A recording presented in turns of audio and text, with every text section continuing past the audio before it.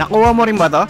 Ang mga matagal na gumagamit ng TradingView, alam nyo yung subscription doon, or kung nakapag-subscribe na kayo before sa TradingView, ito yung pricing niya. Ayan o, $14, $29, $59.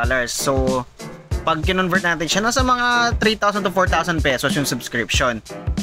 Tapos, nung August 26, nag-pop up to sa TradingView ko habang nag-chart ako na $1 na lang yung upgrade. So, that's 50 pesos sa atin. Yan, in-update ko pa yun sa public telegram natin. And tinanong ko yung mga tao sa Discord natin kung naka-receive sila net. So, yung mga naka-receive pala neto, yung mga nagkaroon na ng subscription before.